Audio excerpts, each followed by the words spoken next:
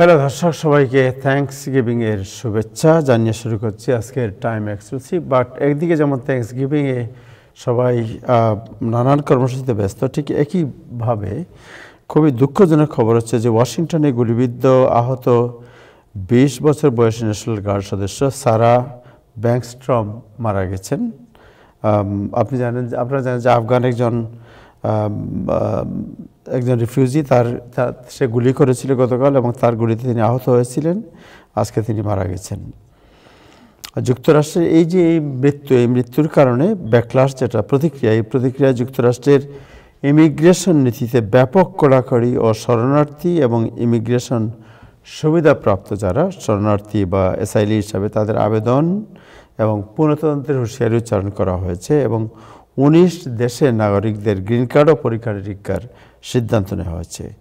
অভিযুক্ত ঘাতক রহমানুল্লাহ নাকানওয়াল উনি কে, এই বিষয়টি আজকে জানার চেষ্টা করবো। তো আজকের পুরো প্রোগ্রামটাই আমরা এই বিষয় নিয়ে আলোচনা করবো। আজকে অতিথি থাকবেন অ্যাটর্নি মীর মিজানুর রহমান এবং ইব্রাহিম চৌধুরী খোকন। শুরু করবো দিনের আপডেট জানাচ্ছেন নাজবুল হাসান।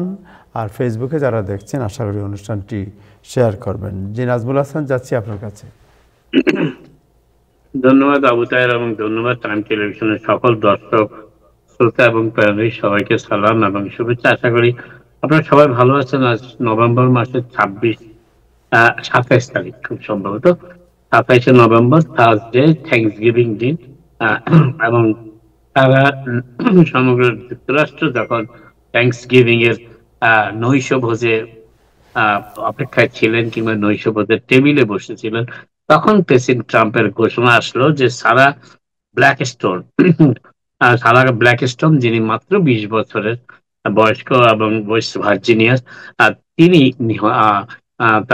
তিনি মৃত্যুবরণ করেছেন। তার কারণ, দুদিন আগেই তিনি আক্রান্ত হয়েছিলেন বা গুলিবিদ্ধ হয়েছিলেন ওয়াশিংটন ডিসিতে ন্যাশনাল গার্ডের সদস্য হিসাবে। তার আরেকজন সাথী ছিলেন সেই সময়, অ্যান্ড্রু ওয়ালফ, আর তিনিও মৃত্যুর সাথে পাঞ্জা লড়ছেন এখন ওয়াশিংটন ডিসির উপকূলের একটি হাসপাতালে, ভার্জিনিয়ার একটি হাসপাতালে ইনফ্যাক্ট। এবং তিনিও ২৪ বছর বয়স্ক এবং প্রেসিডেন্ট ট্রাম্প খুবই ক্ষুদ্র প্রতিক্রিয়া ব্যক্ত করেছেন। তবে এর পাশাপাশি তিনিও একথাও প্রেসিডেন্ট বলেছেন যে যে তাকে হত্যা করেছে সে একজন মানসিক ভাবে রোগাক্রান্ত, মানসিক ভাবে অসুস্থ ব্যক্তি। এবং সাধারণত এই সমস্ত যুদ্ধ বিগ্রহে যারা জড়িত থাকে পরবর্তী জীবনে তাদের বেশিরভাগই মানসিক বিকারগ্রস্ত, মানসিক রোগে আক্রান্ত হয়। প্রেসিডেন্ট অবশ্য সেই কথাটি বলেছেন আজকে। তবে অন্যান্য বারের তুলনায় প্রেসিডেন্টের, যদিও আফগান নাগরিক, একজন মুসলিম, এবং তিনি প্রেসিডেন্ট ট্রাম্পের সময় এই বছরের মে মাসে নাগাদ তিনি যুক্তরাষ্ট্রের তার রাজনৈতিক আশ্রয়ের আবেদন মঞ্জুর করা হয়েছিল। যদিও 2024-এ তিনি রাজনৈতিক আশ্রয় প্রার্থনা করেছিলেন এবং 2021 সালে যে সমস্ত আফগান সৈন্যরা, আফগান নাগরিক যুক্তরাষ্ট্রের সামরিক বাহিনীকে আফগানিস্তানে সহযোগিতা করেছিল, তাদেরকে যুক্তরাষ্ট্রে নিয়ে আসার ব্যাপারে যে কর্মসূচি চালু করা হয়েছিল বাইডেন প্রশাসনের সময়, সেই কর্মসূচির আওতায় এই রহমতুল্লাহ যুক্তরাষ্ট্রে এসেছিলেন। এবং যুক্তরাষ্ট্রে আসার পর তার 2 দফা ভেটিং হয়েছিল, যদিও আসার আগে একবার, আসার পরে একবার।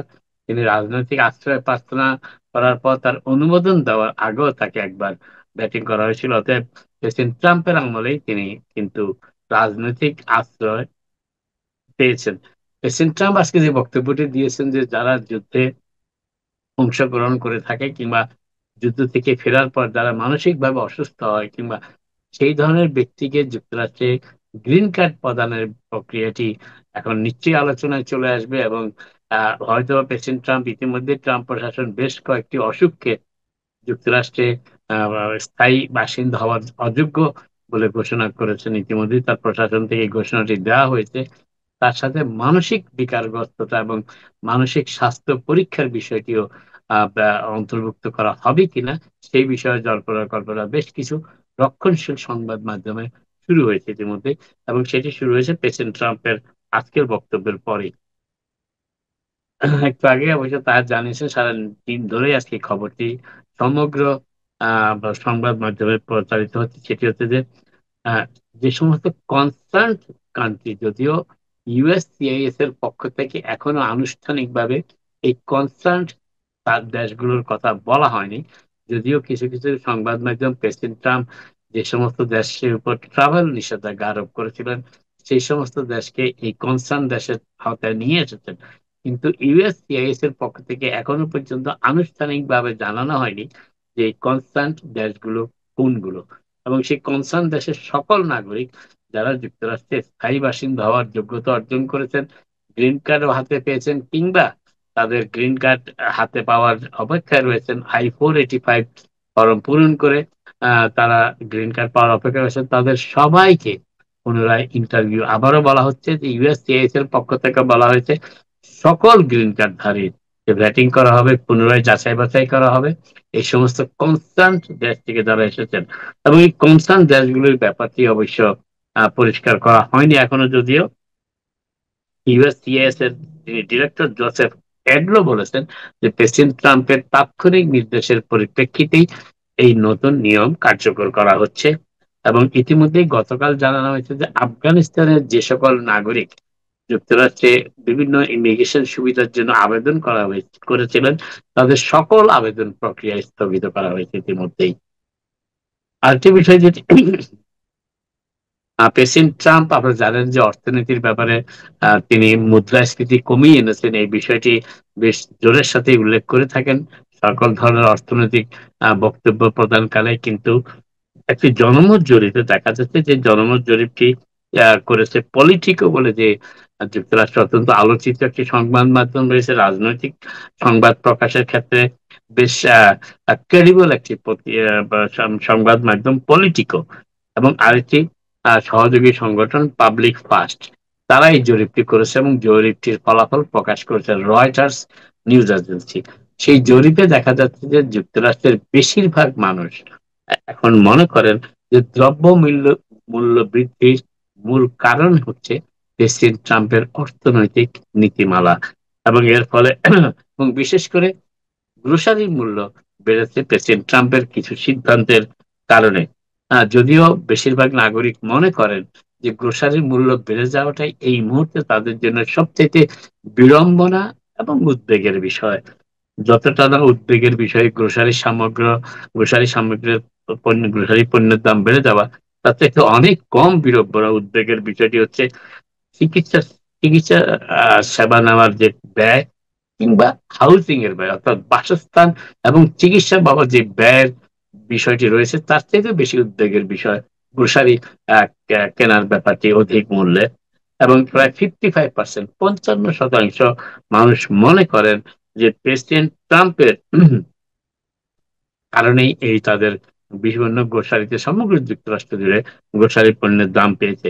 তবে এবং এই জরিপে 20% মানুষ মনে করেন এই প্রেসিডেন্ট ট্রাম্পের কারণে এই দ্রব্যমূল্য বৃদ্ধি পেয়েছে। 20%, যারা এই 55%-এর মধ্যে 20% 2024 সালে নির্বাচনে প্রেসিডেন্ট ট্রাম্পকেই ভোট দিয়েছিলেন, কিন্তু তারা এখন মনে করেন যে প্রেসিডেন্ট ট্রাম্পের কারণে দ্রব্যমূল্য বৃদ্ধি ঘটছে এবং তাদের জীবনে নাবিশ্বাসের সূত্রপাত ঘটিয়েছেন প্রেসিডেন্ট ট্রাম্প, এবং সেটি এখনো অব্যাহত রয়েছে। তবে আরেকটি বিষয় যেটি বলার চেষ্টা করছে সেটি হচ্ছে, তবে অনেকেরই প্রশ্ন যুক্তরাষ্ট্রে দ্রব্যমূল্য বৃদ্ধি এতটা বৃদ্ধি পাওয়ার পরও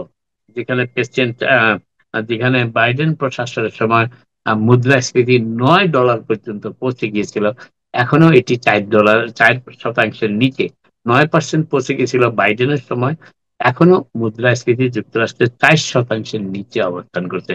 এর কারণ হিসেবে অনেক অর্থনীতিবিদ জানিয়েছেন যে যুক্তরাষ্ট্রে মুদ্রাস্ফীতির একটি বড় সূত্র হচ্ছে গ্যাসের প্রাইসের দাম। তেলের দাম বৃদ্ধি পেলে গ্যাসের প্রাইসের দাম বৃদ্ধি পায়, গ্যাস প্রাইস বৃদ্ধি পেলে সেটি মুদ্রাস্ফীতিতে প্রভাব ফেলে। তার কারণটা হচ্ছে যুক্তরাষ্ট্রে বিপুল পরিমাণ, পৃথিবীর সবচেয়ে বেশি জ্বালানি ব্যবহার হয় যুক্তরাষ্ট্রে, এবং গাড়িতে গ্যাস, এবং এই গ্যাসের দাম যদি $1 বৃদ্ধি পায় সেটি মুদ্রাস্ফীতি গিয়ে নিয়ে যায় 6 থেকে 7%। এবং তারই পরিপ্রেক্ষিতে যদিও আপনারা অনেকেই লক্ষ্য করেছেন ইতিমধ্যেই যে গ্রোসারি সামগ্রীর দাম বেড়েছে, কিংবা অন্যান্য নিত্য প্রয়োজনের দাম বেড়েছে, বাড়ি ভাড়াও বেড়েছে, কিংবা আম, আম, অনেক ক্ষেত্রে গ্যাস ইলেকট্রিক বিলের দাম বেড়েছে। কিন্তু অনেকেই লক্ষ্য করেছেন গ্যাসের মূল্য কিন্তু নিম্নমুখী। এখনো সমগ্র যুক্তরাষ্ট্রে গড় পড়তায় গ্যাস বিক্রি হচ্ছে $3.15। আমি গতকালও নিউ ইয়র্ক সিটির অনেক পাম্পে দেখেছি $3 থেকে $3.15। একটি কি দুটি ফার্মে আমার লক্ষ্য করেছি আমি $2.90 গ্যাস। এবং যুক্তরাষ্ট্রে গ্যাসের গ্যালন কিন্তু এখন পানির গ্যালন এবং দুধের গ্যালনের চাইতে সস্তা অনেক ক্ষেত্রে। এবং সেইটি একটি মূল কারণ যে প্রেসিডেন্ট ট্রাম্পের সময় গ্রোসারি বিলের বৃদ্ধি পাওয়ার পরও ইনফ্লেশন, যেটাকে আমরা বলি মুদ্রাস্ফীতি, সেটি ঠিক সেইভাবে এখনো বৃদ্ধি পায়নি, শুধুমাত্র এই গ্যাসের প্রাইসটি কম থাকার কারণে। আরেকটা বিষয় যেটি বলার চেষ্টা করছি সেটি হচ্ছে যে মর্টগেজের আগ্রহ বেড়েছে অনেকেরই, এবং দেখা যাচ্ছে যে ফেডারেল রিজার্ভ 2 দফা এই সুদের হার হ্রাস করার পর মর্টগেজের আবেদন বেড়েছে কয়েক গুণ। এবং তাতে দেখা যাচ্ছে যে 2023 সালের শেষের দিকে, শেষ সপ্তাহে যেই পরিমাণ মর্টগেজের আবেদন ছিল যুক্তরাষ্ট্রে, তার চাইতে অনেক বেশি বেড়ে গিয়েছে 2025 সালের নভেম্বরের শেষ সপ্তাহ কিংবা তার আগের সপ্তাহে। ডিসেম্বর হতে এখনো 4 সপ্তাহ বাকি, কিন্তু সেটি ইতিমধ্যেই 2023 সালের ডিসেম্বরে যেই পরিমাণ আবেদন পড়েছিল মর্গেজের জন্য, তার থেকে অনেক বেশি বৃদ্ধি পেয়েছে। এবং এটি মর্গেজ ব্যাংকার্স অ্যাসোসিয়েশনদের সূত্রে জানা গিয়েছে যে তারা বলেছেন যে মর্গেজের আবেদন 7.6% আহ বেড়েছে আহ, এর আগের বছর তুলনায়। এবং সেটি হচ্ছে বেড়েছে সেটি, এবং মর্গেজের এখন যে পরিমাণ আবেদন পড়েছে সেটি হচ্ছে যে 181.6%, যেটি আগের তুলনায় একই সময়ের তুলনায় 7.6% বেড়েছে। যদিও অনেক রিয়েলটররা বলেছেন যে পর্যাপ্ত পরিমাণ বাজারে বাড়ি না থাকার কারণে মর্গেজ রেট কিছুটা কমলেও বাড়ির দাম আনুপাতিক হারে এখনো সেইভাবে কমছে না।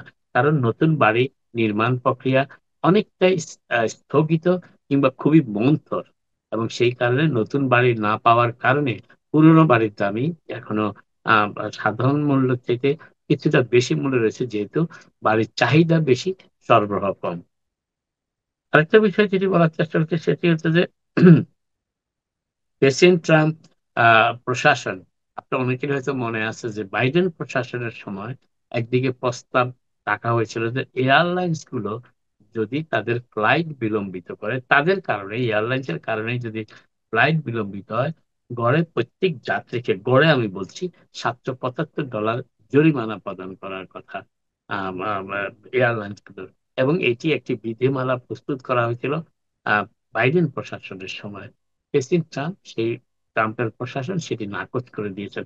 অর্থাৎ প্রেসিডেন্ট ট্রাম্প গুলো এয়ারলাইনের আবেদন তাকে গ্রাহ্য করেছেন ট্রাম্প প্রশাসন, এবং তার ফলে এখন থেকে এয়ারলাইন্স এর বিভিন্ন সংকট সমস্যা কারণে যদি আপনার ফ্লাইট বিলম্বিত হয়, তাতে আপনার জরিমানা চাওয়ার কোনো সুযোগ আর থাকছে না। প্রেসিডেন্ট ট্রাম্প সেই সেই বাইডেন প্রশাসন যে প্রস্তাবনা করেছিল এয়ারলাইন্স এর জরিমানা প্রদানের ক্ষেত্রে, যদি তাদের কারণে ফ্লাইট বিলম্বিত হয়, সেটি বাইডেন ট্রাম্প প্রশাসন নাকচ করে দিয়েছে। অতএব এতে এয়ারলাইন্স গুলোর এখন ফ্লাইট বিলম্বিত হলো, তাদের আর যাত্রীদের কাছে কোনো দায় থাকছে না।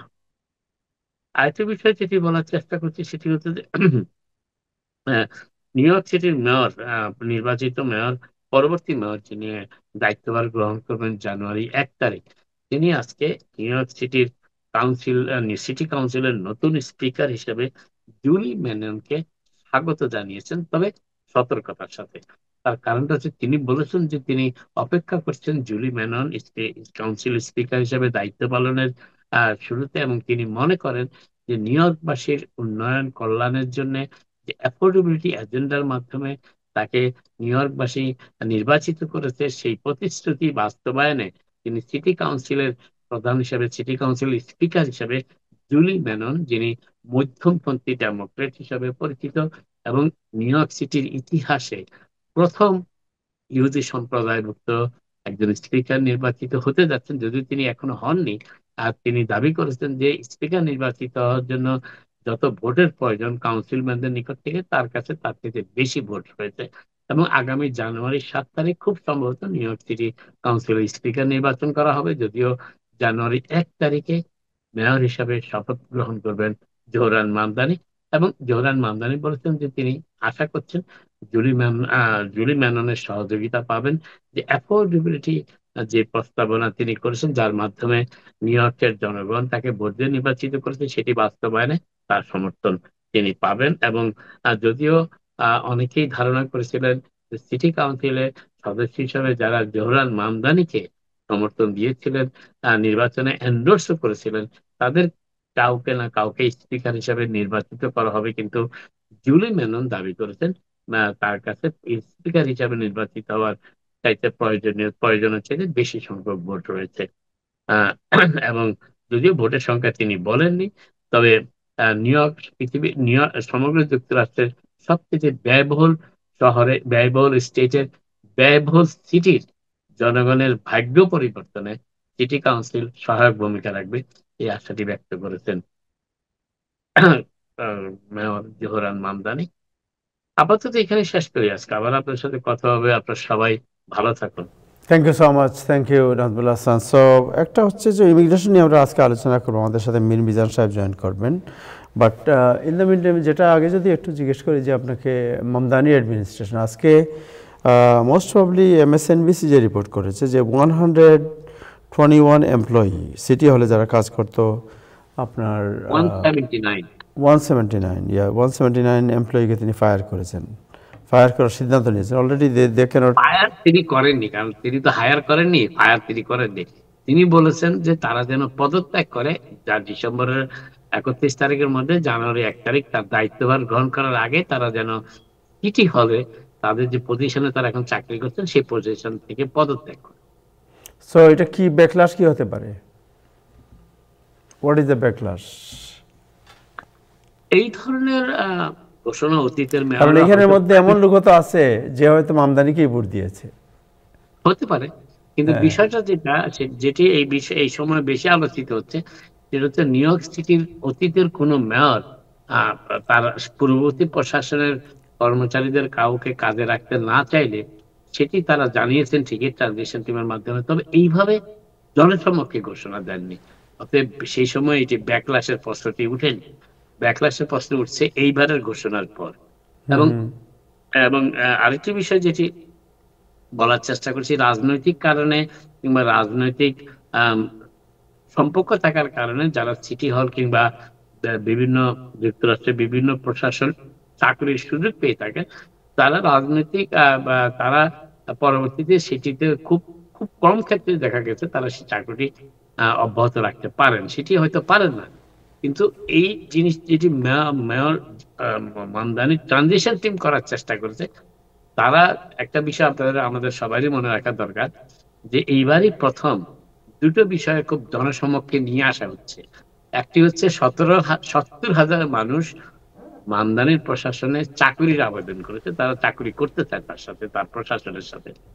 আরেকটি বিষয় হচ্ছে যে এবং 179 জনকে চাকরিচ্যুত করার নোটিশ পাঠানো হয়েছে, চাকরি ছেড়ে দেওয়ার নোটিশ পাঠানো হয়েছে। তবে এই বিষয়টা এমন ভাবে করা হচ্ছে যে কিছুটা ব্যাকলেশ হওয়ার সুযোগ কিন্তু এখানে থেকেই যাচ্ছে।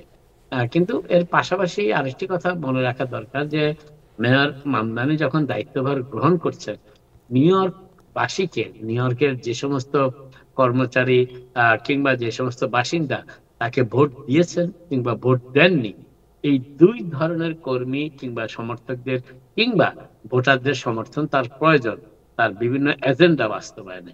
তবে আমি মনে করি এই ধরনের ঘোষণা নীরব থাকলে বেটার হতো, ব্যাকলাশের প্রশ্নটি উঠতো না। নীরব থাকলে বেটার হতো। কিন্তু এই ক্ষেত্রে আরেকটা জিনিস মনে রাখা দরকার, মেয়র মামদানি নিউ ইয়র্ক সিটিতে 1 মিলিয়নের বেশি ভোট পেয়েছেন, আর তার নিকটতম প্রতিদ্বন্দ্বী যারা ছিলেন তারা 8 লক্ষের উপরে বেশি ভোট পেয়েছেন। অতএব নিউ ইয়র্ক সিটি দুই পক্ষেরই এক ধরনের সহযোগিতা সমঝোতা প্রয়োজন নিউ ইয়র্ক সিটিকে কার্যকর ভাবে মেয়র মামদানির যে এজেন্ডা গুলো রয়েছে, বিশেষ করে যে এজেন্ডাটি এখন সারা সমগ্র যুক্তরাষ্ট্রে আলোচিত, অ্যাফোর্ডেবিলিটি। এবং আমি শিওর তাহের আমাদের অনেক দর্শকই কিংবা অনেক পাঠকই এই অ্যাফোর্ডেবিলিটি এজেন্ডার ব্যাপারে সম্পূর্ণ ধারণার মধ্যে নেই। অ্যাফোর্ডেবিলিটিটা কোন পর্যায়ের? আপনি যিনি $100,000 আয় করেন তার অ্যাফোর্ডেবিলিটি, না যিনি $20,000 আয় করেন বছরে তার অ্যাফোর্ডেবিলিটি? যারা বিলিয়নিয়ার আছেন তাদের অ্যাফোর্ডেবিলিটি, এই বিষয়টা পরিষ্কার না করা পর্যন্ত এই অ্যাফোর্ডেবিলিটির ব্যাপারে ম্যাক্রো ম্যানেজমেন্ট যেটাকে আমি বলি সেটা সম্ভব না। সো এভারেজ যে আপনার ইমিগ্রেন্ট কমিউনিটি যারা আছে, right, so immigrant community average income, যেহেতু আমি জানি এটা, জি বলেন। না, এভারেজ ইনকাম যদি আমরা বলি, ইমিগ্রেন্টদের ভিতরে আমাদের অনেক ইমিগ্রেন্ট আছে যারা মিলিয়নিয়ার্স, আমাদের বাংলাদেশিদের ভিতরে আছে, বাইরে যাওয়ার তো দরকার নেই, মিলিয়নিয়ার্স। এখন আবার অনেকেই আছেন $16 $15 চাকরিতে জীবন কাটিয়ে দিচ্ছেন বছরের পর বছর। এই দুই গ্রুপের মধ্যে আপনি অ্যাফোর্ডেবিলিটির লাইনটা ড্র করবেন কোন জায়গায়? সো এটাই তো প্রশ্ন, তো ওই জায়গাতেই আসছে যে একদিকে আপনার আপনি যদি এভারেজ আপনি বাংলাদেশি মনে করেন, বাংলাদেশি এভারেজ ইমিগ্রেন্ট ইনকাম যেটা অনেকেই তারা দেখান $30,000 থেকে $35,000, বিকজ তারা মেডিকেড সুবিধার জন্য, বিশেষ করে forget about food stamp, but Medicaid is very expensive. আপনি জানেন যে এটা অ্যাফোর্ড করা অনেকের পক্ষে সম্ভব না, এবং এই সিস্টেমের কারণে অনেকে মিথ্যা বলতে বাধ্য হয়। যদি এটা এমন হতো যে ওকে তোমার ইনকাম বেশি, তোমাকে মিনিমাম একটা এত অ্যামাউন্ট তোমাকে পেমেন্ট করতে হবে, তাহলে হয়তো অনেকেরই এটা অ্যাভয়েড করতো, বাট অনেকে বাধ্য হয়। সেটার জন্য তাহের, সেটার জন্য কিন্তু ওবামা কেয়ারটা ছিল। সেটার জন্য ওবামা কেয়ারটা ছিল।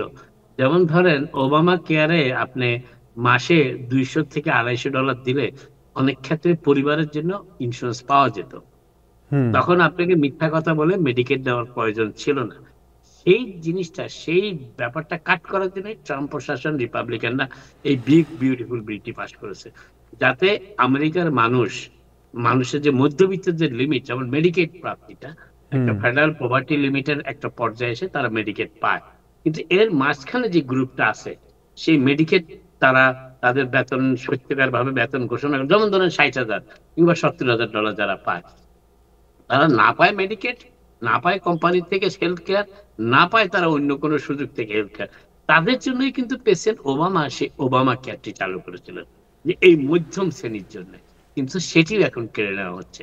তো এই বিষয়টা আমার মনে হয় যে হেলথ কেয়ার সেক্টরের অ্যাফোর্ডেবিলিটির কথা যদি আমরা বলি, that will be in trouble. আপনি একজন লোককে, সাপোজ আমি বললাম যে আপনি new York city housing authority বাড়ি দিলেন, সে $800-900 বাড়ি পাইলো, অ্যাফোর্ডেবল হলো, কিন্তু যখন তার মেডিকেল সুবিধাটি কমে আসবে, চাকরি, যেমন ধরেন আরেকটা প্রস্তাব এখানে আছে যে আপনার বেতন, ন্যূনতম বেতন $30 করা হবে। এখন তাহের, আমরা জানি, আমরা যদি মিডিয়াতে কাজ করি, আমাদের বাংলাদেশে কয়টা স্মল বিজনেসের পক্ষে সম্ভব $30 বেতন দিয়ে ঘন্টায় চাকরিতে রাখা? এর ফলটা কি দাঁড়াচ্ছে? যেখানে আগে 4 জন কর্মচারী কাজ করতেন, 5 জন কর্মচারী কাজ করতেন, সেখানে এখন 1 জন করবেন, 2 জন করবেন। তো এই যে বিষয়টা, এই বিষয়গুলো সার্বিকভাবে বিবেচনার দাবি রাখে আমি মনে করি। আপনি একদিক থেকে বেতন বাড়িয়ে দিলেন, কিন্তু যিনি বেতন দিবেন তার আয়ের কোনো ব্যবস্থা হলো না, তার গ্রোসারির দাম অনেক বেশি, মানুষ সেখানে গ্রোসারি কিনতেও যাচ্ছে না। তো এই যে বিষয়টা, এই বিষয়টা কিভাবে মোকাবেলা করা হবে, এখানেও কিন্তু অ্যাফোর্ডেবিলিটি একটা ব্যাপার আছে। আরো একটা ব্যাপার হচ্ছে যে অ্যাফোর্ডেবিলিটিটাকে আমাদের বোঝার জন্য যে খুব সহজ যেটি, সেটি হচ্ছে যে আমার আয় আমি চলতে পারি কিনা। এটি হচ্ছে মূলত অ্যাফোর্ডেবিলিটির সংজ্ঞা, যে আমার আয় আমি চলতে পারি কিনা। এখন আমার আয় আমি চলতে গেলে, নিউ ইয়র্ক সিটিতে কিছুদিন আগে অনুষ্ঠানে একজন হাউজিং এর কর্মকর্তা এসেছিলেন, যতটুকু আমি মনে পড়ি, নিউ ইয়র্ক সিটিতে এখন প্রায় 2.5 মিলিয়ন অ্যাপার্টমেন্টের সংকট। এই 2.5 মিলিয়ন অ্যাপার্টমেন্ট সিটি প্রশাসনকে নির্মাণ করতে হবে, যাতে বিলো অ্যাভারেজ ইনকাম, যাদের পভার্টি লেভেল, যারা মেডিকেড ইনকাম আমি বলি, সেটা আরো বুঝতে সুবিধা, মেডিকেড ইনকামে যারা থাকেন তাদের পক্ষে অ্যাফোর্ডেবল হাউস পাওয়া সম্ভব। এই যে নাইসার, নিউ ইয়র্ক সিটি হাউজিং অথরিটিটা নির্মাণই করা হয়েছিল, এই প্রকল্পটি চালুই করা হয়েছিল অ্যাফোর্ডেবল হাউজিং সৃষ্টি করার জন্য। তো সেই অ্যাফোর্ডেবল হাউজিং এর কি অবস্থা আপনারা দেখেন। মেয়র এরিক অ্যাডামস কিংবা ব্লুমবার্গ প্রশাসনের শেষের দিকে এসে যে অ্যাফোর্ডেবল হাউজিং করা হয়েছে, এটাকে বিলাসবহুল অ্যাফোর্ডেবল করা হয়েছে। একজন বিল্ডার, তিনি 400 অ্যাপার্টমেন্ট বানাবেন, বলা হলো কি 25% আপনাকে ছেড়ে দিতে হবে অ্যাফোর্ডেবল হাউজিং এর জন্য। ঠিক আছে, ছেড়ে দিলাম 80টা অ্যাপার্টমেন্ট। 80টা অ্যাপার্টমেন্ট যারা থাকবেন তারা কিন্তু মেডিকেল ইনকামের লোক না। তো এখন তাদের জন্য অ্যাফোর্ডেবল করা হলো। বরং মেয়র এরিক অ্যাডামস যদি সেই সময় বলতেন যে ঠিক আছে, তোমাকে আমি 300 অ্যাপার্টমেন্ট বানানোর, হাই রাইজ অ্যাপার্টমেন্ট ল্যাবিশ এলাকাতে সুযোগ দিচ্ছি, তুমি আমাকে 100 অ্যাপার্টমেন্ট নাইসার মতন অন্য লোকালিটিতে বানিয়ে দেবে, যেখানে আমি একটা middle class, lower middle class community গড়ে তুলবো। সেটা কিন্তু কেউ বলছে না। সো আপনি যে দেখেন যে আমাদের এই লং আইল্যান্ড সিটি বা অন্যান্য জায়গায় যে নতুন নতুন অ্যাপার্টমেন্ট বিল্ডিং যেগুলো হচ্ছে, যেখানে বলা হচ্ছে অ্যাফোর্ডেবল হাউজিংয়ের ইনকাম লেভেল হচ্ছে বিগেইন উইথ $75,000 to $80,000। সো এই সুবিধা কে নেবে? এই সুবিধা তো লো ইনকাম পিপল নিতে পারবে না। আরো একটা ব্যাপার তাহের, বলা হচ্ছে যে নিউ ইয়র্ক থেকে লোক চলে যাচ্ছে। তো লোক যাবে না কেন? আপনার যদি $1,400-1,500 ভাড়া দিতে হয়, যার সাপ্তাহিক ইনকাম $400-500, মাসে $2,000, সে $1,500 বাসায় থাকবে কিভাবে? তাকে তো অন্য শহরে যেতেই হবে। এবং আরেকটা জিনিস যেটি আমি বলার চেষ্টা করি, এবং আরেকটা জিনিস খুবই ভয়াবহ ব্যাপার, সেটা আমরা অনেকে এখনো দেখি না, এটি একটি একটি সামাজিক সংকটে দেখা দিচ্ছে। সেটি হচ্ছে কি জানেন? সেটা হচ্ছে যে আপনি যদি $2,000 দিয়ে একটা 1 বেডরুমের অ্যাপার্টমেন্ট নেন, আমাদের কমিটির চিত্রটাই আমি তুলে ধরি, দর্শকদের সুবিধা হবে। অনেক অ্যাপার্টমেন্টে যারা $2,000 ভাড়া নিচ্ছেন, কিন্তু তারা অ্যাফোর্ড করতে পারছেন না। তারা এখন কি করছেন? তারা রুম ভাড়া দিচ্ছেন। অনেকে কিচেন পর্যন্ত ভাড়া দিয়ে ফেলেন, যাত্রা আসে যাতে শুইতে পারে।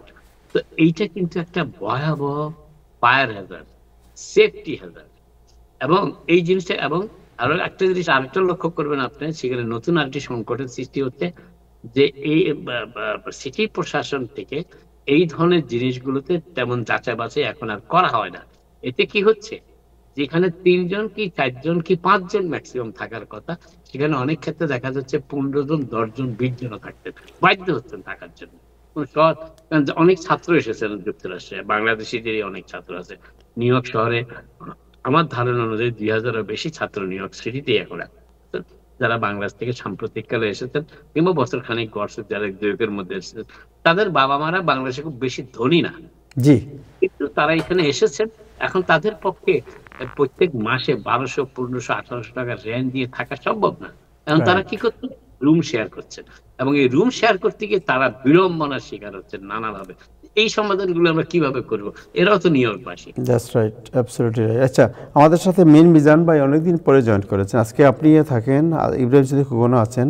ইমিগ্রেশন নিয়ে প্রেসিডেন্ট ট্রাম্প, মানে ওয়াশিংটনে এই ঘটনার পরপরই আপনি দেখেছেন ইমিগ্রেশন নিয়ে মারাত্মক ধরনের একটি প্রতিক্রিয়া সৃষ্টি হয়েছে, এবং ইতিমধ্যে ঘোষণা দেওয়া হয়েছে 19টি দেশ যাদের গ্রিন কার্ড দেওয়া হয়েছে, তাদের গ্রিন কার্ড আবার রি-এক্সামিন করা হবে। তারপরে আপনার যারা ইমিগ্রেশন, পলিটিক্যাল অ্যাসাইলাম অ্যান্ড শরণার্থী, তাদেরকে আবার তাদের সব কিছু পরীক্ষা নিরীক্ষা করা হবে।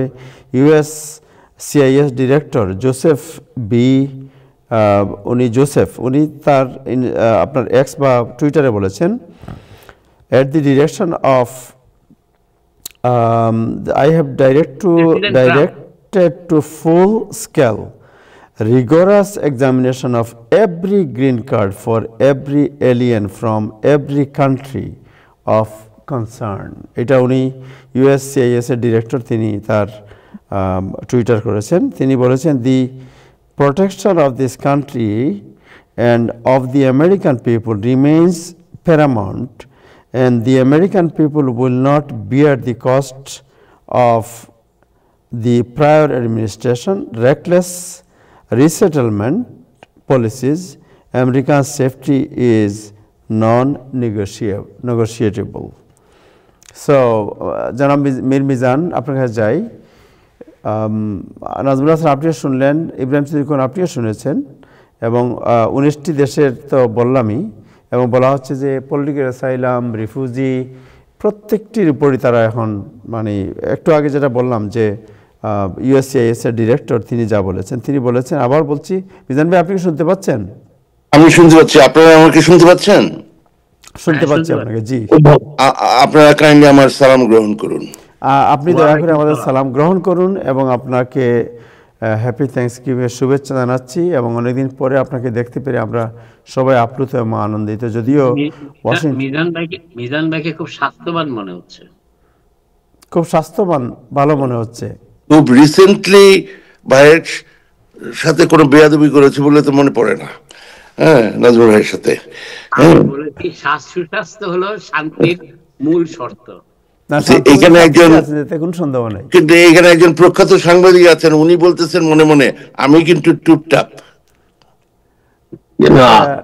আমার মানে ঠান্ডা পড়েছে তো আমাদের নিউ জার্সিতে, মিজান ভাই যখন গাড়িতে উঠেন ওনার নিজের হাতের নিজের পকেটটা মানে হাতটা নিজের পকেটে রেখে এবার আজকে গাড়িতে উঠছেন।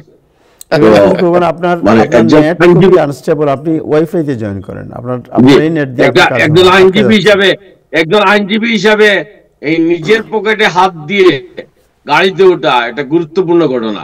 তো মিজান ভাই আপনাকে অনেক অভিনন্দন। এটা আমার মনে হয় পকেটে হাত দেখতে হবে যে what is inside the pocket, এটা চেক করা উচিত। নিউ জার্সিতে পকেট মারে উপদ্রব বেড়েছে কিনা এটাও তো একটা ব্যাপার।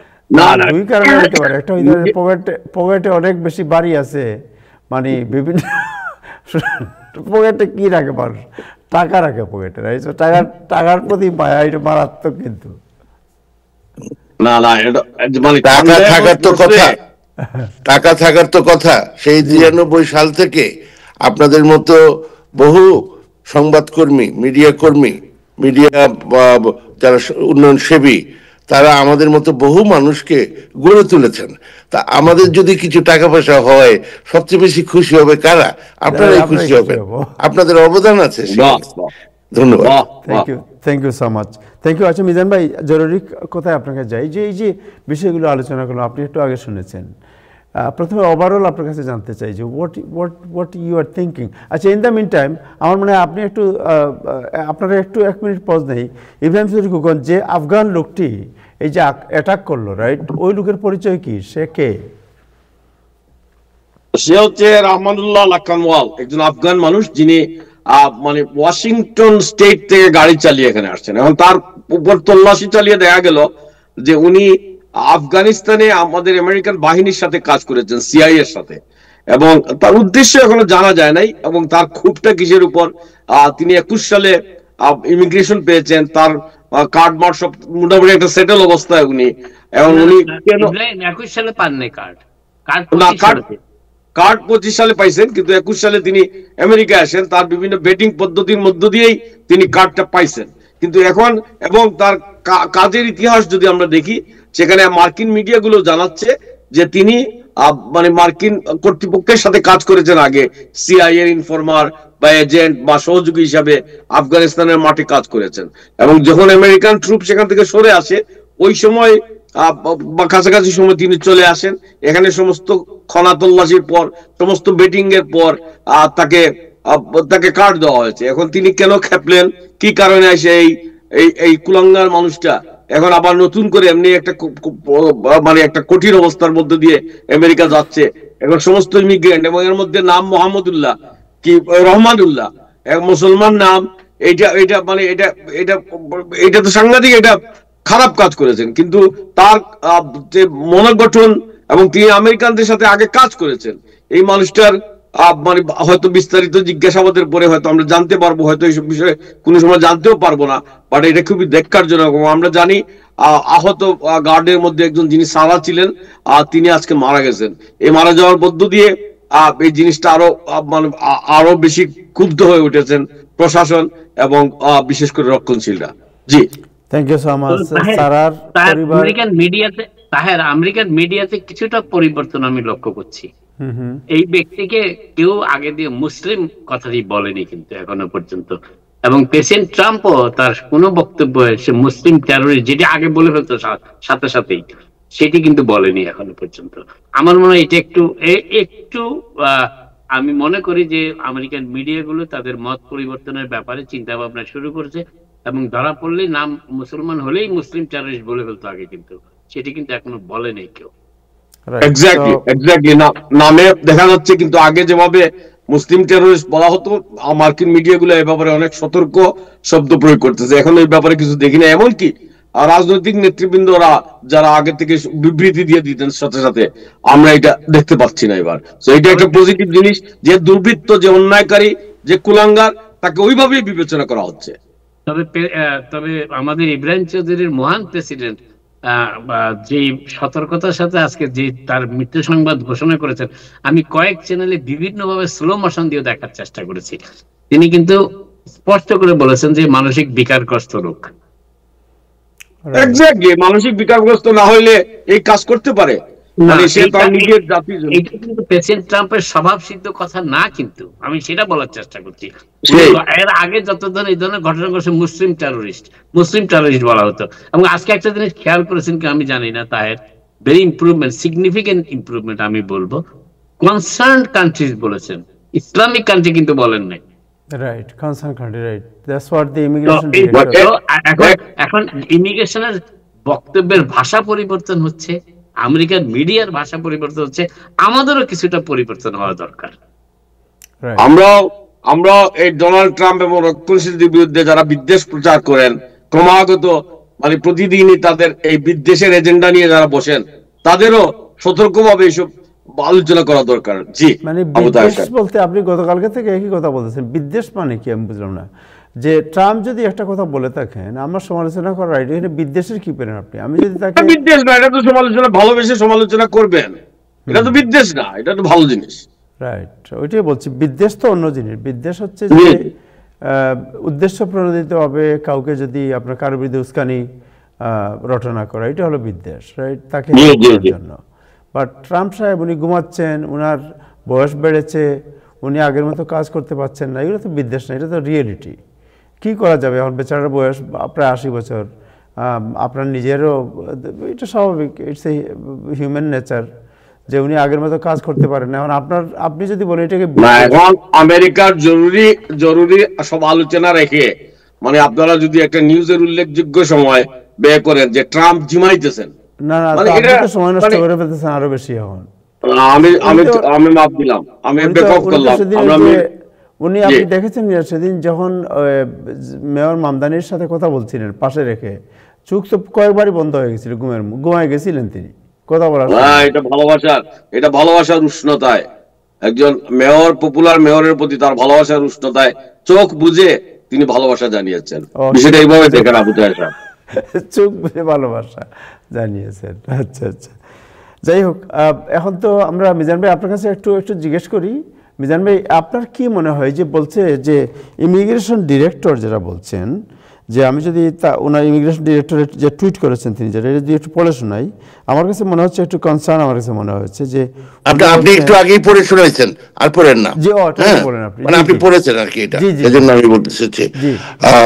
ঘটনাটা হচ্ছে যে টাইম টেলিভিশন যখন মানুষে খোলে, একটা অনুষ্ঠান দেখে, হা করে থাকে কিছু একটা শোনার জন্য, তো সেগুলো তারা শুনতেছে এবং তারা কিন্তু সমালোচনাও করে। আমাদের এখানে একটা দায়িত্ব আছে, সুতরাং এখানে আমরা যারাই উপস্থিত আছি আমরা দর্শকদের কাছে দায়বদ্ধ। আমি গতকাল এই কুইন্স ফ্যামিলি কোর্টে কি যেন বলে একজন ভদ্রলোকের সাথে দেখা, উনি ওইখানে কাজ করেন, উনি আমাকে টাইম টেলিভিশনের কথা আমার কথা বলতেছিলেন। তো এটা আমাদের একটা সৌভাগ্যের ব্যাপার, হ্যাঁ, যারাই আমরা যেই লাইনেই কথাবার্তা বলি, যারা যেই লাইনে কাজ করতেছি এবং এই যে টেলিভিশনের মাধ্যমে দর্শকদের কাছে হাজির হই, আমরা কিন্তু তাদের কাছে দায়বদ্ধ। আচ্ছা, তো এখন কথাটা হচ্ছে যে উনি যে কথাটা বলেছেন এটা নতুন কোনো কথা না। ট্রাম্প সাহেব ওভারঅল যা করতেছেন, যাই কিছু বলেন না কেন, এটা নতুন কিছু না। অবাক হচ্ছেন, একটু শুনেন। আমি একটা কথা বলি, 2009-তে একটা মুভি হলো ল অ্যাবাইডিং সিটিজেন্স। ওখানে একজন ডিটেকটিভ, হ্যাঁ, যিনি এটার অভিনেতা ছিলেন, উনি সেটা কথা না, ডিটেকটিভ একটা মানুষকে ইন্টারোগেট করতেছে এবং সেখানে একটা কথা বলতেছিল, if you are not born here you are just visitors, you have papers, naturalization, passport, etc., forget about it. Listen to me, if you are not born here you are just visitors. How? আপনি ধরেন green কার্ডের জন্য apply করেছেন, আপনারটা approve হতে পারে, আবার denied হতে পারে। ডিনাইড হলে এটা কোনো আপিল নাই, এটা একটা মোশন টু রিকনসিডার আছে, মোশন টু রিওপেন আছে, কিন্তু কোনো আপিলই নাই। মানে আপনার শব্দ চয়নের মধ্যে দিয়ে আপনি একটা বিষয়ের গুরুত্ব অনুধাবন করবেন। আপনার একটা গ্রিন কার্ড আপনাকে দেয় নাই, যেমন আপনি যদি ইসে করেন কি যেন বাইরে থেকে করেন, ইভেন ওই মোশনটা রিকনসিডার ওইভাবে নাই। একটা কথা আছে অ্যাডভাইজারি ওপিনিয়ন, আমরা হেডকোয়ার্টারে এগুলো বেসিক্যালি আমরা আপিল হিসেবে দেখি, কিন্তু শব্দটা কি দেখেন, অ্যাডভাইজারি ওপিনিয়ন, সেন্টার থেকে ওই অফিসারকে একটা অ্যাডভাইস দেয়, ওইটা উনি গ্রহণ করতে পারেন, নাও করতে পারেন। এইখানেও তেমনি মোশন টু রিকনসিডার করতে পারেন, কিন্তু সেটা মেইন কথা না। কথাটা হচ্ছে আপনার হাতে 30 দিন সময় থাকে, মানে শেষ, এই 30 দিনের মধ্যে আপনি মোশনটা করলেন না, আপনার মানে আপনার এটাই ফাইনাল ডিসিশন। যাই হোক, এখন মজার ব্যাপার হচ্ছে গভর্নমেন্ট যদি হারে, মানে আপনি যদি গ্রিন কার্ড পেয়ে যান, তারও তো রাইট আছে, আপনি এক পক্ষ তারও এক পক্ষ, তাদের কোনো 30 দিনের ব্যাপার নাই, তারা যে কোনো সময় এই মোশনটা করতে পারেন। তো ধরেন আপনি গ্রিন কার্ড হয়ে গেছে, আপনার সিটিজেনশিপ হয়ে গেছে, তাদের কাছে কোনো না কোনো ভাবে তথ্য আসলো যে আপনাকে মানে গ্রিন কার্ড দেওয়াটা ঠিক হয় নাই, ফলে তারপর আপনার যে সিটিজেনশিপ সেটাও প্রবলেম। আমি আসতেছি, দেখাবো, আমি এখনই দেখাই। প্লেন এসে থামছে, আপনারা ওখান থেকে নেমে আস্তে ধীরে হাঁটতে হাঁটতে বিরাট লাইনে দাঁড়ান, তারপর একসময় একটা অফিসারের সামনে দাঁড়ান, হ্যাঁ, বিভিন্ন কিছু দেখে টেকে স্ট্যাম্প করে পাসপোর্টটা ফেরত দিয়ে দেয়, আপনি কাস্টমসে যান, ব্যাগ নিয়ে বাইরে যান। প্লেনের দরজা থেকে আমার 2 ক্লায়েন্টকে প্লেনের দরজা থেকে ধরে নিয়ে গেছেন, 2 জনের সিটিজেন, হাজব্যান্ড এন্ড ওয়াইফ, তারা বিজনেসের কাজে বাইরে গেছিল। কি ব্যাপার? এক সিআইএস অফিসার, আগে আইএনএস অফিসার বলতো, সে অ্যারেস্টেড হয়েছে। সে অনেক আকাজ কুকাজ করছে আর কি, হ্যাঁ, যে ভুলভাবে সিটিজেনশিপ দিয়েছে, পয়সা খেয়ে এগুলো সেগুলো করেছে। তো তার সাথে যে ডিল হলো, সে যে দোষী সাব্যস্ত হলো, এর একটা পার্ট হিসাবে মনে রাখবেন ওই husband and wife US citizen. আচ্ছা, গেল, এবং সেটা বহুদিন হয়ে গেছে, তারা বহুদিন হয়ে গেছে, কিন্তু আপনার ওই যে অফিসার টাকা খেয়ে যতজনের কাছ থেকে সে বলেছে যে, অ্যাকচুয়ালি ওইটা না, ওটা তো বলেছে, আরেকটা হচ্ছে সে যতগুলা ফাইল ধরেছে এই পর্যন্ত সবগুলা ফাইল তারা সিজ করেছে, করে তারা রিভিউ করেছে। তেমনি 2012 সালে ম্যানহাটনের পুরো চায়নাটাউন কর্ডন করে আপনার 26 জন আমেরিকান অ্যাটর্নি এবং কিছু দালাল, হ্যাঁ, দালালের ইংরেজি কি, মিডল পার্সন সামবডি, হ্যাঁ, এদেরকে ধরে নিয়েছে। এবং আমি কিন্তু আগে অ্যাটর্নি নাম, মানে আমি একজন অ্যাটর্নি, আর অ্যাটর্নির কথাই প্রথমে বলেছি, অ্যারেস্ট করে নিয়ে গেছে, করে তাদের ওই যে সিপিইউটা নিয়ে গেছে, আর কিছু নিতে হয় নাই। ওখানে যত নাম আছে, everybody's case is on the line. এবং এই গত সপ্তাহে, মানে সরি এই সপ্তাহে, মানে আজকে তো হচ্ছে বৃহস্পতিবার, এই সপ্তাহে আমি একটা হিয়ারিং করলাম। আমার ক্লায়েন্ট যার গ্রিন কার্ড আছে বহুদিন ধরে, তার ওয়াইফের ডিরাইভেটিভ অ্যাসাইলাম হয়েছে বহুদিন ধরে, তারা এখনো আসিতেছে আর ফিরিতেছে। একবার কোর্টে তারা জিতে, আমি আপিল করি, আবার বিয়ে পাঠায়, আপিল করি, এই চলতেছে।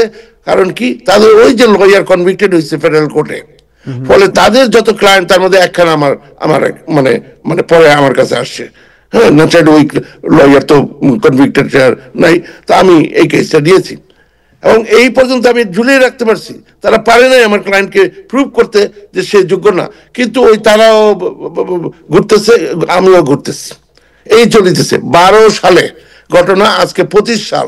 সুতরাং যারা এই কথাগুলো শুনতেছেন, এই যদি বিষয় হয়, মানে একটা তো বললাম এটা আগে থেকেই আছে, আর যদি এরকম কিছু হয়, আর যদি এরকম ধরে, তাহলে 12 সালের কেস আজকে 25 সালের প্রায় শেষ প্রান্তে। Get ready. কথা হচ্ছে এটা রাইট কি রং, দ্যাটস নট দ্য ইস্যু। কিছু হচ্ছে এই বেজালে পড়তে পারেন। আমি কি ভয় দেখাইতেছি? The answer is no. আমি কি সত্য বলিতেছি? I am giving you the facts. কি বুঝলেন? গ্রিন কার্ড হয়ে গেছে, দেশে যায় আসে ইত্যাদি, যদি আমি না করি যাবেন না, হ্যাঁ, গেল, তারপর গেছে 2-1 বার, মানে তারপর আসার পরে শুনিয়েছে তারা গেছিল, তার বউ অ্যাসাইলি, তাদেরকে এই 2 দিন পরে পরে আনায় আর নেয়, মানে মোট কথা হচ্ছে তাদেরকে বের করে দিবে। আমি কিছুদিন ঠেকাই, আবার হারি, আবার আরেক জায়গায় যেতে, এই করিতেছি আমি একে। তো ফলে আপনাদেরকে আমি তথ্য দিচ্ছি, এক্সাক্ট সিচুয়েশনটা বলেছি। একটা তো আছে ট্রাম্প আইলো ইত্যাদি, এগুলো ভুলে যান, এগুলো ট্রাম্প লাগে না, এগুলো আগেও ছিল, এখনো আছে। তো এগুলার জন্য হ্যাঁ, আপনার যেমন একটা কথা বলা হলো যে এই সাল থেকে এই সাল, বলা তো হয় না যে বাইডেনের আমলে, এইভাবে শব্দ না বলে অমুক সাল থেকে অমুক সাল, তারা যে কোনো সময়, if they have reason to believe that these were granted not properly, they could always go back and re-review this. তারপরে যে কোনো সময় যে কোনো অ্যাসাইলাম গ্র্যান্টেড লোক, যে অ্যাসাইলামটা পাইলো, তারপরে যে গ্রিন কার্ডটা পাইলো, তারপরে যাহা করিবা তাহা করিতে থাকিল, এদেরকে যদি ধরে কালকে কিচ্ছু করার নাই। তো এই হচ্ছে অবস্থা। এবং তাদের প্রতি আমাদের সম্মান আছে, তারা আমার ভাই, তারা আমার বোন, কিন্তু একটু শক্ত করে আমার কথাবার্তা বলতে হয়, নাহলে শোনে না। কি সুন্দর সব ভালো আছে, এগুলো একটা সীমা থাকা উচিত। আপনার বুঝতে হবে যে আপনার একটা ইস্যু আছে, আপনি ওটা একটু দেখে শুনে চলেন। এটার সাথে ট্রাম্পের কোনো সম্পর্ক নাই। ধন্যবাদ। Thank you so much. So আপনাকে আরেকটা জিনিস জানতে চাই যে এই যে যেটা বলা হচ্ছে যে রিভিউ করা হবে অ্যাসাইলাম, মিজান ভাইকে একটা প্রশ্ন করতে চাই তাহের, জি এই বিষয়ে মিজান ভাইকে একটা প্রশ্ন করতে চাই। জি বলুন। সেটা হচ্ছে যে ওনার যে ক্লায়েন্ট, যে সিটিজেন যারা আসার পরে সাধারণত সিটিজেনশিপ যাদের নিয়ে নিতে চায় কিংবা ডিন্যাচারালাইজ করতে চায়, তারা তো চিঠি পাওয়ার কথা। তো চিঠি পাওয়ার আগে কি তারা দেশে গিয়েছিল, মানে আমেরিকার বাইরে গেছিল, না চিঠি পাওয়ার পরে গেছিল? এটি একটি প্রশ্ন। আরেকটা জিনিস হচ্ছে যে তাদের যদি কোনো ডিসক্রিমিনেশন, কারণ N-400 অ্যাপ্রুভ করাটা খুব জটিল একটা প্রক্রিয়া মিজান ভাই। ডেফিনেটলি অনেকগুলো ভেটিং হয়, ইনভেস্টিগেশন হয়। সাধারণত সিটিজেনশিপটার ব্যাপারে যে কোনো সিদ্ধান্ত নেওয়ার ক্ষেত্রে এটা জটিল এবং সময় সাপেক্ষ। উনি যে নাগরিকদের কথা বললেন যুক্তরাষ্ট্রে যারা আসার সময় অ্যারেস্ট হয়েছেন, তাদের কি সিটিজেনশিপের মেয়াদ 2 বছরের বেশি না 2 বছরের কম? এখানে আমি খুব একটা কথা বলিনি। এই ঘটনাটা ঘটার যে ব্যাকগ্রাউন্ডটা আমি বললাম, যে একজন ভদ্রলোক যিনি ইউএসসিআইএস অফিসার, আগে এদের নাম ছিল আইএনএস অফিসার, উনি অ্যারেস্টেড হয়েছিলেন দুর্নীতির কারণে, এবং ওনারা খুঁজে পেয়েছে, প্রমাণিত হয়েছে, উনিও স্বীকার করেছেন উনি বিভিন্ন কেসে দুর্নীতি করেছেন। তো এক হচ্ছে উনি তো কিছু নাম দেন, আর এক হচ্ছে নাম না দিলেও তারা সে যে সমস্ত কেসের উপর কাজ করেছে ওগুলো রিভিউ করে সেখান থেকে একটা মোটামুটি একটা ধারণা তৈরি করতে পারে। বেসড অন দ্যাট একটা রিজনেবল কনক্লুশন যখন তারা ড্র করে, তখন তার উপরে ব্যবস্থা নেওয়া শুরু করে। এবং এই যে 2 বছরের একটা কথা বললেন, এটা শুনে ভালো লাগলো যে উনি রিসার্চ করে এসেছেন, মানে এটা তার আগে জানতেন না। আমি বলবো উনি অলরেডি ওনার ধারণা আছে। এবং এই ধরনের বহু সাংবাদিক না থাকলেও কিছু কিছু সাংবাদিক আমাদের সমাজে আছে। যেমন একবার এক মিনিস্টার আসলেন, পুরো মিনিস্টার না, স্টেট মিনিস্টার, একটা ব্রিজের নিচে কি যেন একটা ইস্যু ছিল। তো ওইখানে এক স্মার্ট ছেলে, এখানকার মানে বর্ন ব্রট আপ হবে, তাকে দিচ্ছে উপস্থাপনা করতে। তো এখানে উনি পরিচয় করে দিচ্ছেন অনেকে। তো একজনকে দাঁড়া করালেন, কি যেন নাম বলতেছিল, আজকাল এত পত্রিকা নামটামও মনে থাকে না, এই জাতীয় একটা কথা বলতেছে। তারপরও অনেকে অসম্মানিত ফিল করেন নাই। কিন্তু এই যে নাজমুল স্যার, হ্যাঁ উনি পুরান নাজমুল ভাই বলি আমি, একে লাস্ট নেম মনে নাই, হ্যাঁ, ওনার সম্মানে আঘাত লেগেছে যেভাবে কথাটার যে টোনটা ছিল। হ্যাঁ, যে রাস্তাঘাটে ঘোরাফেরা করে গেলে নামও মনে থাকে না, এই জাতীয় একটা। উনি বলে আমি চললাম, বহু কষ্ট করে, মানে একটা বিশাল একটা ব্যাপার ঘটলো, তারপরে ওনাকে মানে সম্মানজনক ভাবে একটা মানে মিনিস্টার রিকোয়েস্ট করে একটা ব্যবস্থা করে। লুৎফুজ্জামান বাবরের একটা অনুষ্ঠান, আমি ওইটাতে যেতে চাইনি। আপনি গুড যেটা আপনি এটা করতেছেন যে আমি সত্য কথা বলতেছি। তো আমরা কিন্তু এগুলা দেখে বড় হয়েছি। আপনি কি লেভেলের আপনার যে একটা মানসিক যে লেভেল আছে, যে একটা সেন্স অফ ডিগনিটির যে ব্যাপারটা আছে, যাও তো গেল। হ্যাঁ, তো এখন আমি যেটা বলতে চাচ্ছি যে সিটিজেনশিপ নিয়ে নেওয়া যায় যে কোনো সময়। এর মধ্যে 2টা ভাগ আছে। একটা হচ্ছে যে প্রথম 2 বছরের মধ্যে যদি হয় তাহলেও নিতে পারে, তখন দায়িত্বটা burden of proof is on that alien or the naturalised person in question, এবং এটা শুরু হয় ইমিগ্রেশন কোর্টে, that is in the executive branch. এটা 2টা একটা বড় জিনিস। একটা হচ্ছে আপনি আর্টিকেল 3 কোর্টে নাই, আপনি এক্সিকিউটিভ ব্রাঞ্চের যে অ্যাডমিনিস্ট্রেটিভ কোর্ট ওইটার মধ্যে আছেন। আর 2 হচ্ছেন যে burden of proof is on you. আচ্ছা, যদি 2 বছর পার হয়ে যায় তারপরে করে, এখনো সেই দ্বিতীয় বিশ্বযুদ্ধের ব্যাকগ্রাউন্ডে অনেক ডিনারেশন হচ্ছে, তখন এটা আর্টিকেল 3 কোর্ট, যেমন ফেডারেল ডিস্ট্রিক্ট কোর্ট দিয়ে এটা করতে হয়। এবং সেখানে আপনার দায়িত্বটা হচ্ছে burden of proof is on the government. হ্যাঁ, ইউএস অ্যাটর্নিজ অফিসের, যে আপনি যে মানে আপনার ক্ষেত্রে যে আপনি যে ভুলবশত এখানে আছেন, আপনি যেটা রাইট নাই, আপনি যেটা প্রপারলি নাই, সেটা দায়িত্ব প্রমাণ করার দায়িত্ব তাদের উপরে। তারপরে তো আপনার রিভার্টালের প্রশ্ন আছে, গেল। তো ভালো হলো যে এখানে একটা ভালো ডিসকাশনের সুযোগ পাওয়া গেল এই সুযোগে। তো ঠিক আছে, মোট কথা হচ্ছে মানে বিচার আচার পরে হবে, আগে ধরছে আর কি, ডিটেইন করতেই পারে যে কোনো সময় যে কোনো লোককে, তারপরে তাকে যে কোর্টে নিবে, তারপরে চার্জশিট করা হবে, এই যে ব্যাপারগুলো এগুলো আছে। তো তারাও যথারীতি প্রথমেই আমার কাছে আসছে, আমার আগে ক্লায়েন্ট ছিল না, কিন্তু শুনে টুনে আসছে আর কি, গেল।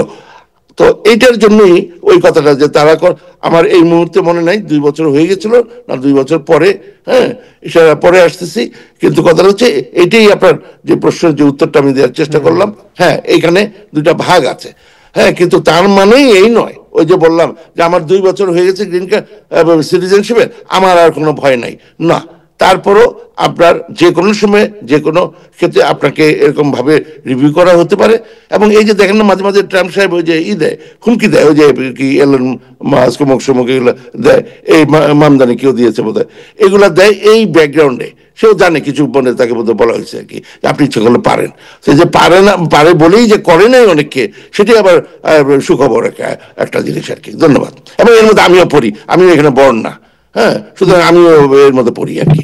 মিজান ভাই, আপনার কাছে আমাদের সকল দর্শকদের পক্ষ থেকে, কারণ অনেক দর্শকের সাথে আমার কথা হয় তো এই সমস্ত বিষয়গুলিতে, একটা কনসার্ন তাদের এই বিষয়গুলোতে আসতে শুরু করেছে, তাদের মনে জাগতে শুরু করেছে, এবং সেটা হচ্ছে যে অনেকে হয়তো এই দেশে দীর্ঘদিন ধরে আছেন এবং দীর্ঘ প্রক্রিয়ার মাধ্যমে এই দেশে স্থায়ী বাসিন্দা গ্রিন কার্ড পেয়েছেন না পেয়েছেন, তাদের জীবনে হয়তো অনেক অপরাধ, মিসডিমিনার কিংবা লাস্টানি, গ্র্যান্ড লাস্টানি এই ধরনের সম্পৃক্ততা তাদের ছিল, কিন্তু সেটি তারা যখন ইমিগ্রেশনের ফাইলিং করেন তখন হয়তো ঠিক সেইভাবে মনেও নাই, তাদের আইনজীবীদেরকেও বলেন নাই, কিংবা তাদের ফাইলেও সেগুলি নাই।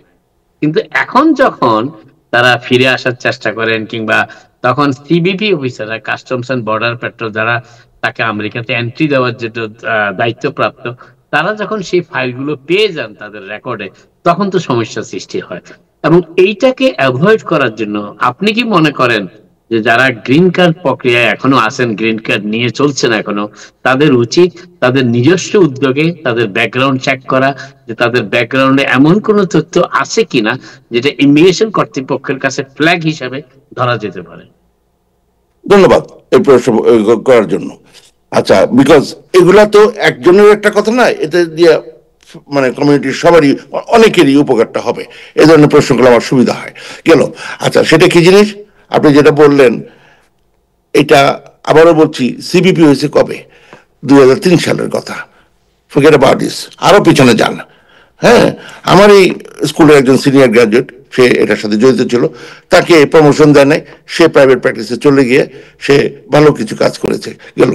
আচ্ছা, সেটা কি যে আপনার 96-এ যখন মেজর একটা চেঞ্জ হয় লতে, মানে ইমিগ্রেশন আইনে, সেই সময় একটা ট্রানজিশন একটা পিরিয়ড ছিল।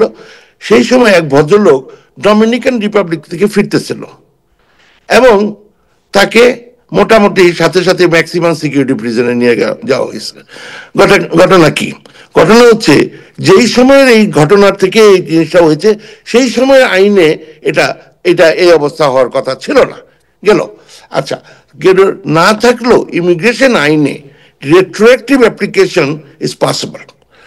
এবং সেখানে গিয়ে দেখা গেল, ওই যে আপনি বললেন আগে জানতো না, মনে ছিল না ইত্যাদি বহু কিছু, সেটার মধ্যে একটা ঘটনা তার ছিল, সেটা হচ্ছে আন্ডার এজড একটা মেয়ের সাথে তার সম্পর্ক, বলতে আপনি আই জাস্ট হোপ আমাকে ডিটেল বলতে হবে না, মোটামুটি সেক্সুয়াল সম্পর্কের একটা ব্যাপার ছিল, স্ট্যাটুটরি রেপে গিয়ে যেটা পড়ে গেল। তো এই যে একটা অবস্থায় তার গ্রিন কার্ড আছে, তার এখন নাতি পুতি মানে ফ্যামিলি টেমিলি সুখে সংসারে বসবাস করিতে লাগিল, সবই চলতেছে।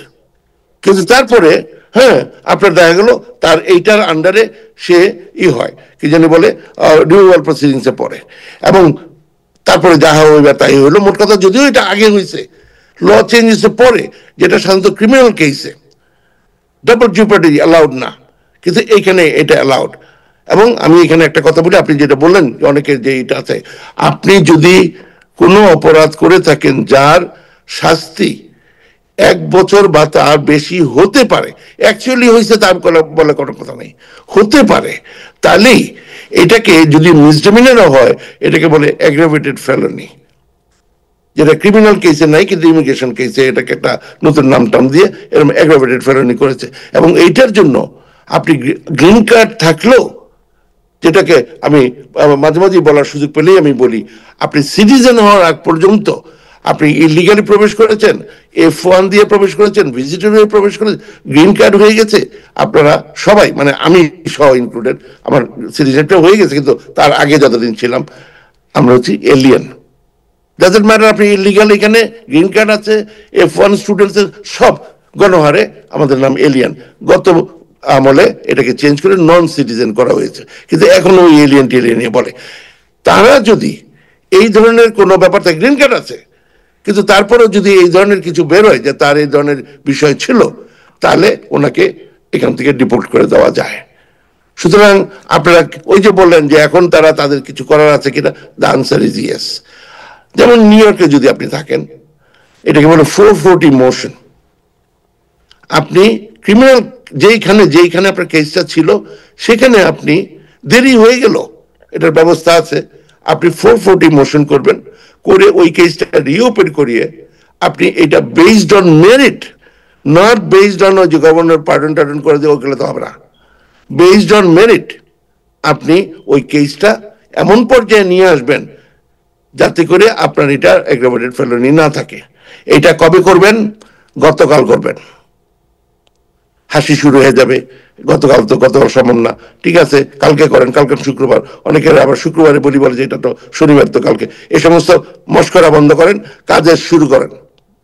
না হইলে যখন সময় আসিবে তখন ওই যে কইলাম এত উকিল এত টাকা পয়সা দিয়েছি, এত কিছু এখন আমার কি হইলো, উকিল ভালো না, সাদা চামড়া হইলো ভালোই তো, ইত্যাদি ইত্যাদি, এগুলো বন্ধ করেন। কালকে থেকে কাজ শুরু করবেন, শুরু করে 440 মোশন করে এগুলো based on merit, not based on ওই যে গভর্নরের পার্ডন, ওগুলো দিয়ে না, এগুলো ক্লিন করেন। নাইলে কালকে না হোক পরশুদিন যদি সমস্যা হয়, তরশুদিন আইসা কথা বলেন না যে আমার তো এই বিপদ হয়ে গেছে। ধন্যবাদ। Thank you so much, thank you. আমাদের সময় শেষ হয়ে গেল। থ্যাংক ইউ, আপনাকে অনেক ধন্যবাদ জনাব মীর মিজানুর রহমান, অনেক অনেক ধন্যবাদ। Nazmul Hasan, any comment for 30 second? না, আমি যে কথাটা বারবারই বলার চেষ্টা করি অনুষ্ঠানে যখন ইমিগ্রেশনের প্রশ্ন আসে, আমি বলি যে যারা এই দেশের কোনো ইমিগ্রেশন সুবিধা পেতে চায়, দে শুড বি ইনফর্মড, এবং টাইম টু টাইম বেসিসে, if possible, more than one immigration attorney যারা license to practice, not talking in Jackson Heights, না তারা না, যারা লাইসেন্স টু প্র্যাকটিস, তাদের মতামত নেওয়াটা অত্যন্ত খুবই জরুরি একটি ব্যাপার আমি মনে করি, যেটা আমাদের অনেকেই করতে চান না until they are in serious trouble. আমি একটু এখানে একটু উত্তর দিই 2 সেকেন্ডের। আমি with all due respect Nazmul ভাই, যেখানে একটা শব্দ বলা হয়েছে টার্ম জ্যাকসন হাইটস, আমি মানে সম্মানের সাথে বলছি, ওইখানে অনেক লয়ার কাজ করেন, বাঙালি অবাঙালি। জ্যাকসন হাইটসে কাজ করলেই যে মানে আশা করি আমাদের শব্দটা বলার দরকার নাই। তবে হ্যাঁ, কথা চেঞ্জ হয়েছে। 93-তে আমাকে ক্লায়েন্ট বললো যে আমার lawyer white American, 6 feet tall, world trade সেন্টারের পাশে অফিস, ওইটা নাকি তার জন্য একটা বিশাল ব্যাপার আর কি। হ্যাঁ, তো যাই হোক, তো আমি মিজান ভাই, আমি জ্যাকসনাইট বলার কারণটা হচ্ছে জ্যাকসনাইটের 70 ও 75-এ অনেক ইমিগ্রেশন কনসালটেন্ট আছে, ঘোরাফেরা করে, তারা অপেক্ষা করে লয়ার অফিস থেকে কারা বাইর হয় তাদের জন্য বিভিন্ন ভাবে, সেইটা বলার চেষ্টা করে। আমার অফিসটা জ্যাকসনাইটস, আমি দেখি তাদেরকে এবং আমি চেষ্টা করি তাদেরকে ওগুলি থেকে বিরত থাকার জন্য, কারণ তারা তাদের ক্লায়েন্ট গুলো নিয়ে যায়। এবং আপনি আরেকটা জিনিস লক্ষ্য করেছেন হয়তো, আমি জানি না করেছি কিনা, টাইম শর্ট, সরি, আমাদের অনেকেই ইমিগ্রেশনের ব্যাপারে সিরিয়াস লয়ারের কাছে যাওয়ার আগে কিংবা লয়ারদের, প্রফেশনাল লয়ারদের কাছে যাওয়ার আগে অনেকেই অন্যদের মতামত দ্বারা প্রভাবিত হয়। এটা কিন্তু খুব ডিভাস্টেটিং।